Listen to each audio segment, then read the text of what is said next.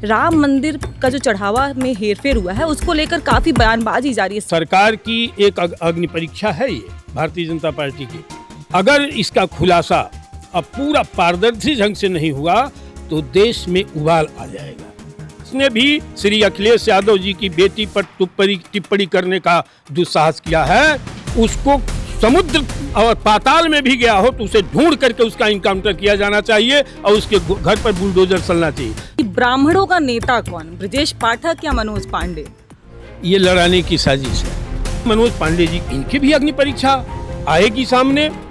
मैं तो थर्मामीटर लेकर के आज 27 साल से पूरे प्रदेश में घूम रहा हूँ कि वास्तव में ब्राह्मण का हित चिंतक कौन। सरकार बताए ना कि एक काम बता दे कि ब्राह्मणों के लिए उनके एजेंडे में हो और कुछ कार्य किया हो। कितने मुसलमानों के घर बुलडोजर योगी जी ने चलवाया है। जो अपराधी थे, जो उसके योग्य थे, उनके घर पर बुलडोजर चला, इनकाउंटर हुआ। जिस सरकार के साथ मैं हूँ, हिंदू मुस्लिम करके एक नफरत की राजनीति पैदा करके और सेंटिमेंट जगाने का कार्य करके सरकार आई है।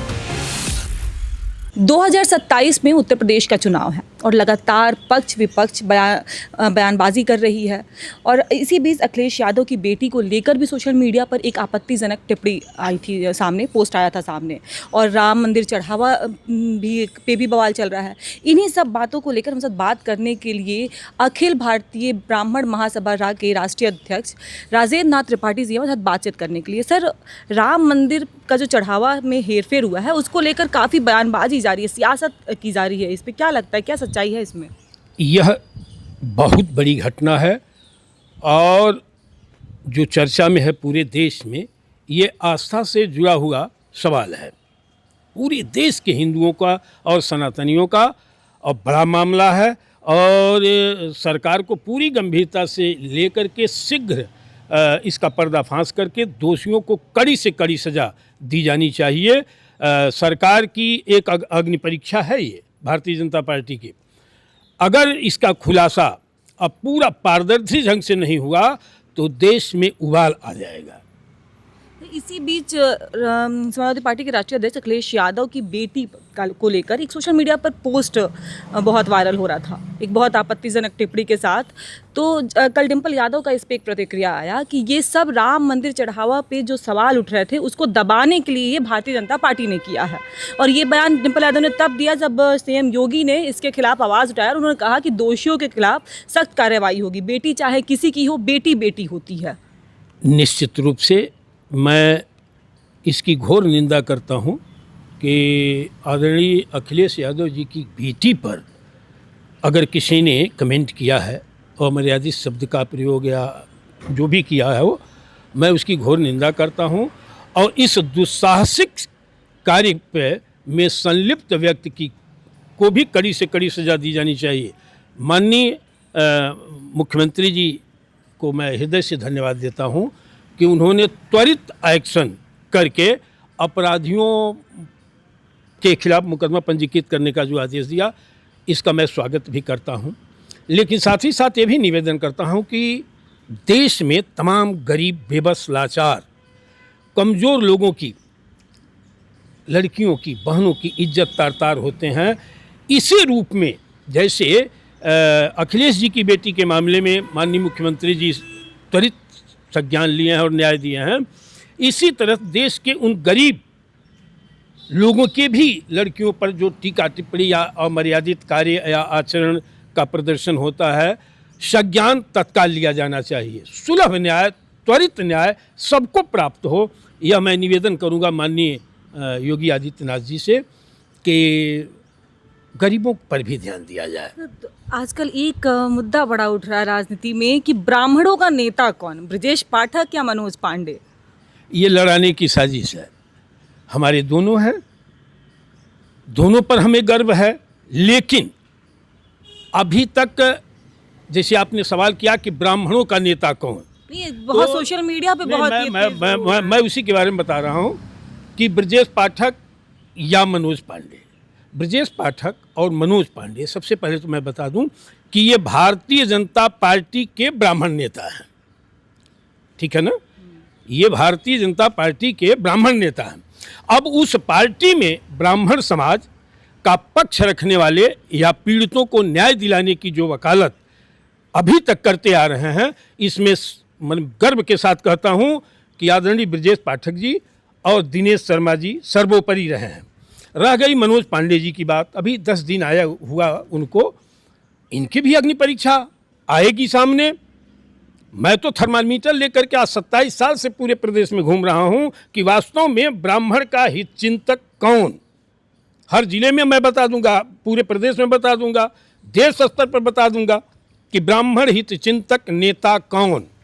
तो सभी दलों में है, सभी दलों में स्थापित ब्राह्मण नेता हैं, उनको करना चाहिए, पीड़ित को न्याय दिलाएं ना। अगर ये लोग पीड़ित को न्याय दिलाएं, हम लोगों की आवाज़ सुने। मैं संगठन चला रहा हूं विधायक, सांसद, मंत्री बनने के लिए नहीं। मैं जिस स्कूल में जन्म लिया हूं उस स्कूल को पीड़ित जनों को सुलभ न्याय, त्वरित न्याय मिले, हम उनके लिए सड़कों पर अपने समाज के लोगों को, संगठन के लोगों को लेकर के संघर्ष करते हैं। और ये जो नेता हैं विभिन्न दलों में स्थापित, इनसे निवेदन भी करता हूं। आज ही मैं कम से कम 10 लोगों को न्याय दिलाने का काम ब्रजेश पाठक से किया हूं, सुबह गया हूं। वो इसीलिए कह रहा हूं कि गर्व से कहता हूं कि इस तरह के ब्राह्मण नेता की जरूरत है, जो हमें समय पर हमारी बात को सुन सके। आदरणीय दिनेश शर्मा जी सुनते हैं, वो भी फोन करने लायक है या अधिकारी को आदेश करने लायक है, तुरंत एक्शन में आते हैं। यही गुण इनके में भी पहले से, चूंकि मनोज पांडे जी हमारे पूर्व के साथी हैं, उनमें भी है। तो अभी उनको 10 दिन हुआ है, तो वो भी आगे करेंगे। और भी चौथा कोई आ जाए और हमारे लिए खुशी की बात है। आप लोग ये प्रश्न मत करिए कि ब्राह्मणों में तोड़ने का काम मीडिया अगर करेगी या अन्य जात को कर ही रही है। तोड़ने की नहीं काम करी, मैंने बोला सोशल मीडिया पे ये बहुत चल रहा है कि ब्राह्मणों का नेता कौन। नहीं, ब्राह्मणों का नेता मत कहिए, ब्राह्मणों का नेता तमाम उत्पन्न हुए हैं। भारतीय जनता पार्टी की सरकार में ब्राह्मण नेता कौन? समाजवादी पार्टी की सरकार है तो पूछिए समाजवादी की सरकार में ब्राह्मण नेता कौन? उसमें लड़े लाएं। अब ब्राह्मण किसी तरह से संघर्ष करके न्याय मांग रहा है, तो जो भी न्याय सुलभ होगा, जो देगा, हम उसकी चर्चा करेंगे और उसकी प्रशंसा करेंगे। विरोध भी मैं सड़क पर उतर कर करता हूं। जिसने भी ब्राह्मण हितों पर कुठाराघात का कार्य किया होगा, सबसे पहले राजेंद्र नाथ त्रिपाठी अपने बहादुर साथियों को लेकर के उतरता है। और आज भी प्रत्येक जिलों में हमारे कार्यकर्ता पीड़ित ब्राह्मणों की आवाज़ बनकर के लड़ रहे हैं। आपका संगठन 2027 में चुनाव में आपके संगठन का क्या रूप होगा? अब आने वाले दिनों में होगा, जो ब्राह्मण हित की बात करेगा उसी से मेरा साथ रहेगा, वही देश पर राज करेगा। मैं देखिए, जब ब्राह्मण का हित होगा तभी समाज का, राष्ट्र का, धर्म का, सनातन का, हिंदुत्व की रक्षा हो पाएगी। मैं शुरू से कहते आ रहा हूँ। इसके विपरीत अभी तक तो मुझे जोगी जी एक कुशल प्रशासक हैं, मैं धन्यवाद देता हूं और कह रहा हूं, लेकिन भेदभाव रहित न्याय सबको सुलभ हो, ये मेरी प्रार्थना है। ब्राह्मण अकेला न्याय से वंचित, अनाथ महसूस कर रहा है उत्तर प्रदेश में, इसको भी ध्यान रखा जाए। क्या गुनाह किया है ब्राह्मण ने? यही कि भारतीय जनता पार्टी की पूर्ण बहुमत की सरकार केंद्र और प्रदेश में बनवा दिया। और अगर ऐसा ही दर्द है तो एकदम चैलेंज करके कोई भी दिल कह दे कि मुझे ब्राह्मण वोट की जरूरत नहीं है, अगर उसका सर्वनाश नहीं हो गया तो मैं आपके कभी चैनल पर वार्ता करने नहीं आऊँगा। ब्राह्मण जिसे चाहा है सत्ता उसी को नसीब हुई है। आज तक का इतिहास उठा करके देख लीजिए। तो अगर नहीं ब्राह्मण वोट की जरूरत है, ठीक है, काहे आप बद कर रहे हो? बोल दो कि मुझे आपकी वोट की जरूरत नहीं है। सरकार तो कहती है कि ब्राह्मणों के हित में, वो सभी के हित में कार्य कर रही है। एक काम बता दे सरकार। मैं सरकार के साथ हूँ, सरकार का सपोर्ट किया हूँ तमाम संगठनों को लेकर के। आज हमको लोग गाली देते हैं, समाज के लोग गाली देते हैं, और जो हमारे संगठन सहयोगी सपोर्ट किए थे भारतीय जनता पार्टी को, वो भी गाली देते हैं, विरोध करते हैं।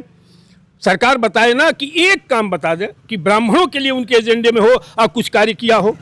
ब्राह्मण नहीं, सवर्णों के मामले में बता दें कि सवर्णों के लिए एक काम कोई किया है। इस सरकार में देखिए, जिस सरकार के साथ मैं हूँ, हिंदू मुस्लिम करके एक नफरत की राजनीति पैदा करके और सेंटिमेंट जगाने का कार्य करके सरकार आई है। आज सर्वाधिक लाभ कौन पा रहा है? सर्वाधिक लाभ इस सरकार में मुसलमानों को मिल रहा है।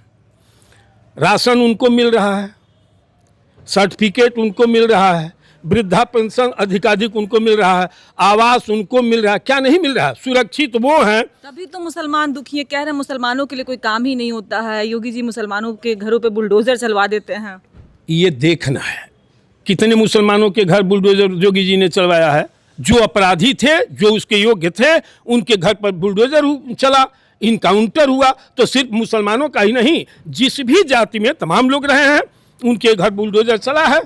हम तो कहेंगे, मांग कर रहे हैं सार्वजनिक रूप से कि जिसने भी श्री अखिलेश यादव जी की बेटी पर टिप्पणी करने का दुस्साहस किया है, उसको समुद्र और पाताल में भी गया हो तो उसे ढूंढ करके उसका इनकाउंटर किया जाना चाहिए और उसके घर पर बुलडोजर चलना चाहिए। साथ ही साथ ये भी मांग है कि प्रदेश में किसी के भी बेटी, बहन, बहू के चरित्र पर अंगुली उठाने वाले, इस तरह के दुस्साहसिक कृत्य करने वाले अपराधियों को कड़ी से कड़ी सजा दी जानी चाहिए। ये अपेक्षा माननीय योगी आदित्यनाथ जी से है और वो कर सकते हैं, उनको करना चाहिए। उन्होंने कहा है कल के बयान में, कल उनका एक आया, गोरखपुर से उनका एक बयान आया, तो उन्होंने कहा कि उन्होंने त्वरित एक्शन लेने के लिए पुलिस अधिकारियों को निर्देश दिए हैं। नहीं, निर्देश हो गया, FIR हो गया, वो अलग की बात है ना।